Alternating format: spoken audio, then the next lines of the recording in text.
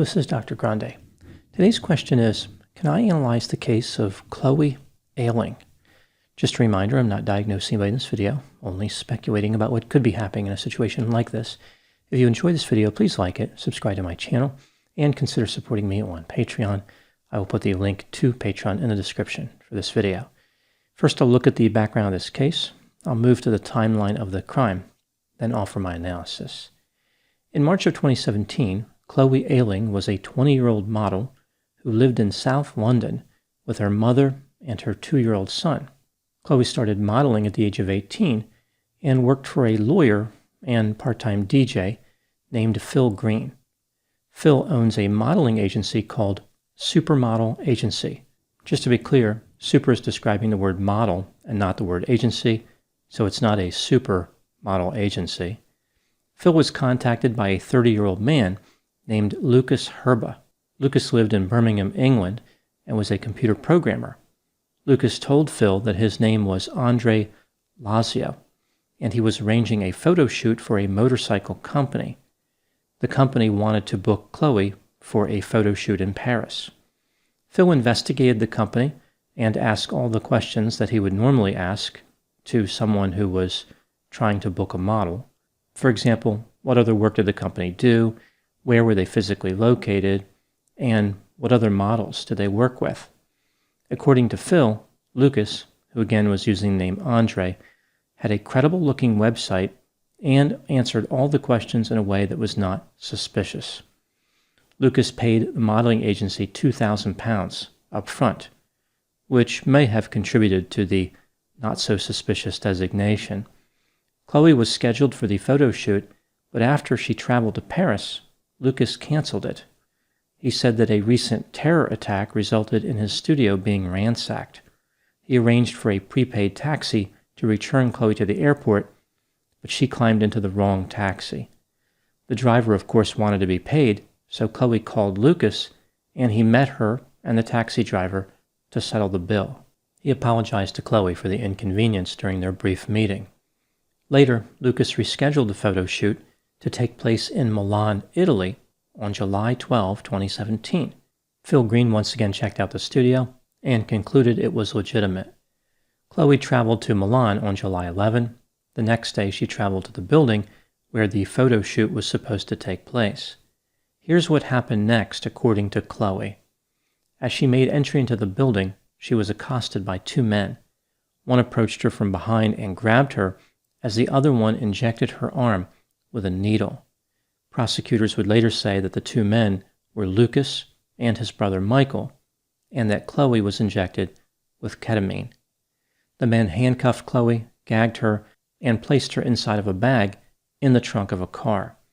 They then drove to a rural area northwest of Turin, Italy, which is about 2.5 hours west of Milan.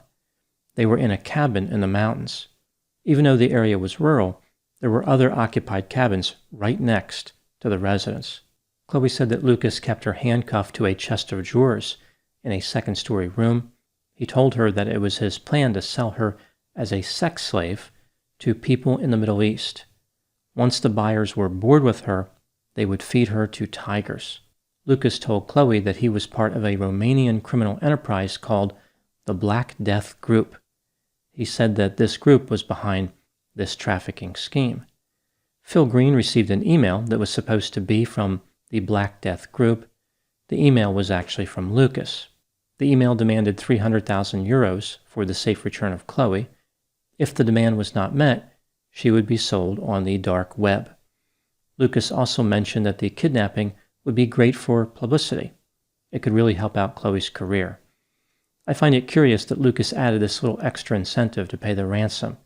Like someone planning to pay the ransom would be thinking, I want the victim returned safely, but I wish there was some other benefit for my payment.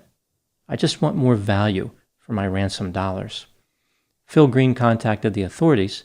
The police in Italy visited the address in Milan where the photo shoot was supposed to take place.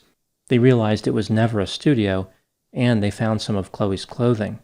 Lucas told Chloe that he did not kidnap her. Rather, the 2 men who grabbed her were foot soldiers from the Black Death.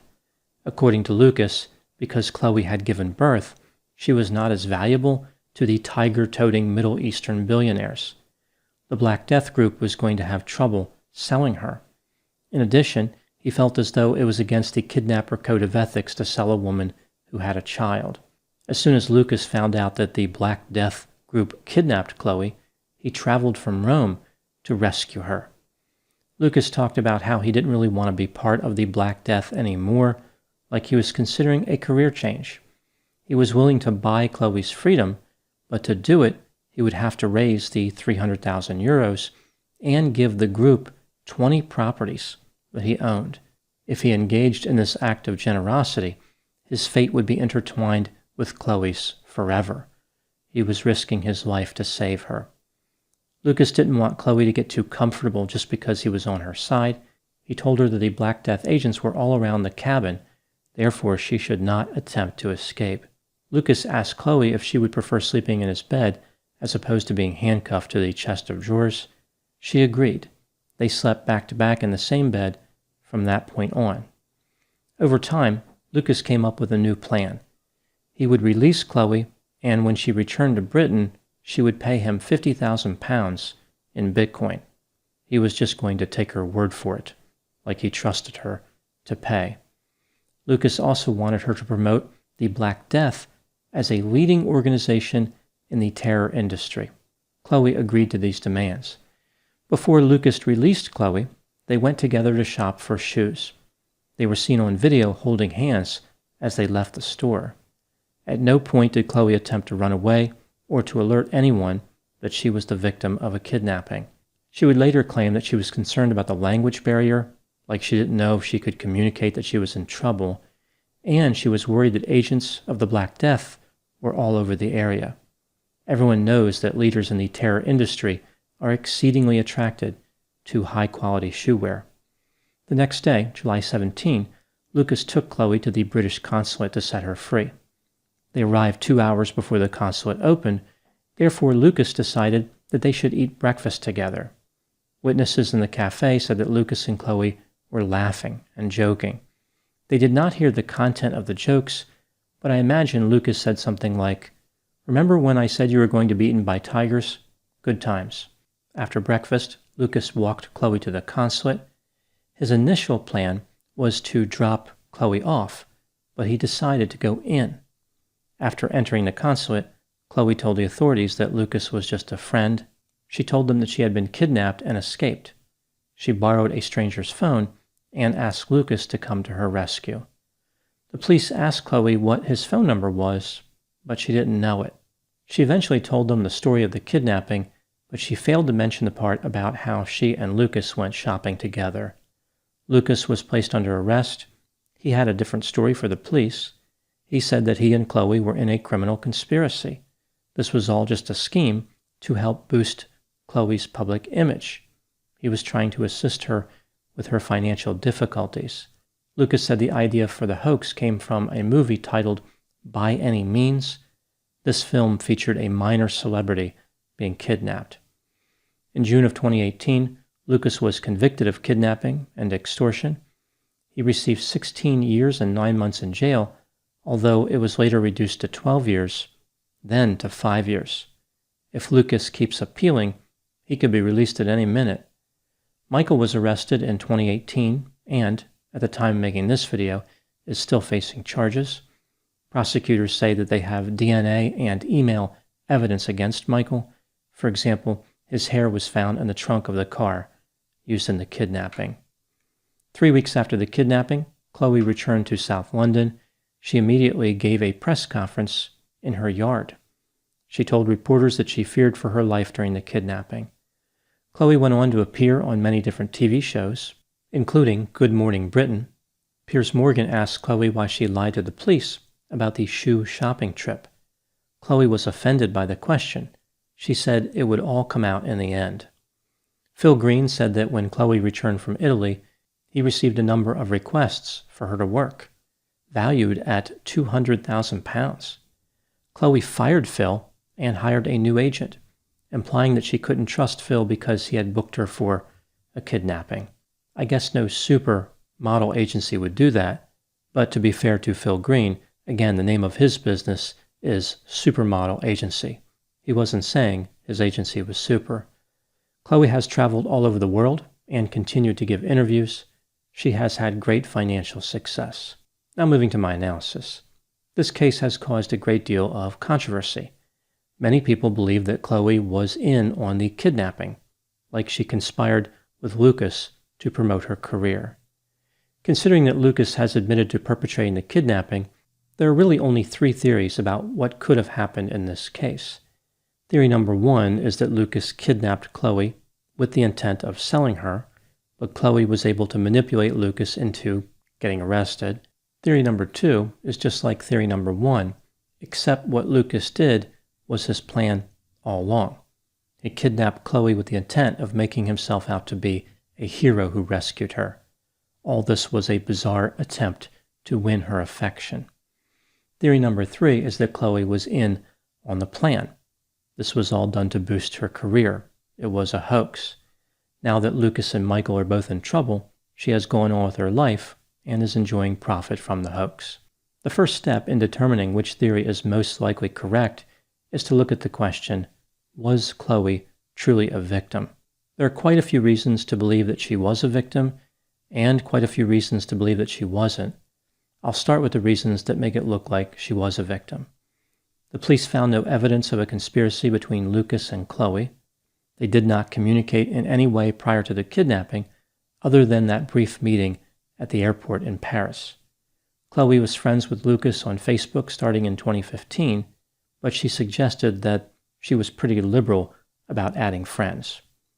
The police found bruises on Chloe's wrists and ankles, ketamine in her hair, and a mark on her wrist consistent with an injection. Prior to the kidnapping, Lucas had tried to create poisons at his residence, like cyanide and ricin. He made several searches online, including ketamine, Chloe Ayling, Black Death, and sex trafficking, and he purchased ski masks and gloves. In an email Lucas sent to his brother Michael, he asked him to be kind to Chloe so she would be more likely to cooperate. If Chloe was in on the plan, why did Lucas cancel the kidnapping in Paris? Lucas said he canceled it because there were too many police officers in the area. This would not matter if he and Chloe were conspirators. Now looking at the evidence suggesting the kidnapping was a hoax. Chloe had been fascinated with fame for some time before the kidnapping. The father of Chloe's son said that Chloe was focused on her modeling career and he had to take care of their child alone. Neighbors near the cabin where Chloe was held did not see or hear anything that suggested a kidnapping was taking place. One neighbor saw Lucas and Chloe together on 2 occasions and said they looked like a regular romantic couple.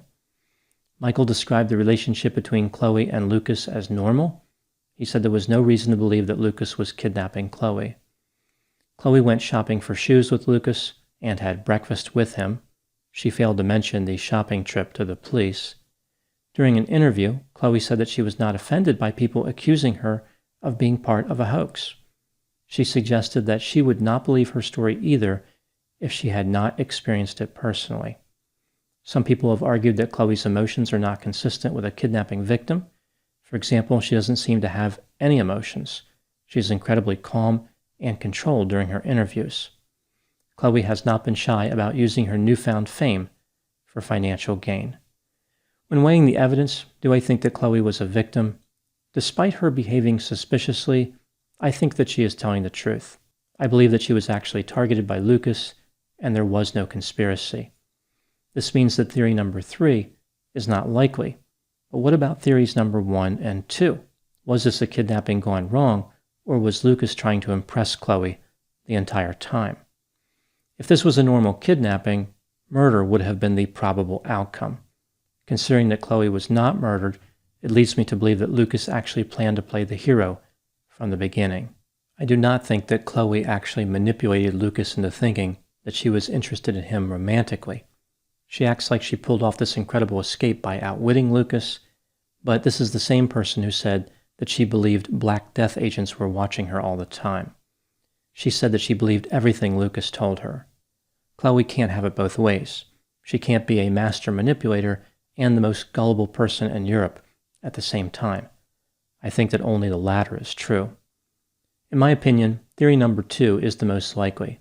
Lucas perpetrated a kidnapping with the intent of trying to win Chloe as a romantic partner. Here's what I think happened. This is just a theory, my opinion. Lucas saw photographs of Chloe on the internet. He developed a fantasy about being with her. He wanted a consensual relationship. He fantasized about Chloe being his lover. He knew that he could not win her over through traditional means. He probably viewed her as just a bit out of his league. Lucas believed that if he kidnapped Chloe and played the hero, she could not help but fall in love with him. As he carried out his plan, Chloe played along just as a matter of survival. She agreed with everything that he wanted, including sleeping in the same bed as him. Lucas believed that her reaction meant that his plan was working. He viewed himself as a genius who had figured out and executed this brilliant plan to find love. He started getting excited about a future with Chloe, which led to one mistake after the other. The behavior Lucas exhibited is consistent with narcissism. He was grandiose, self-centered, believed he was special, and he had fantasies of the ideal love. A former girlfriend of Lucas said that he lived in a fantasy world and frequently tried to impress other people.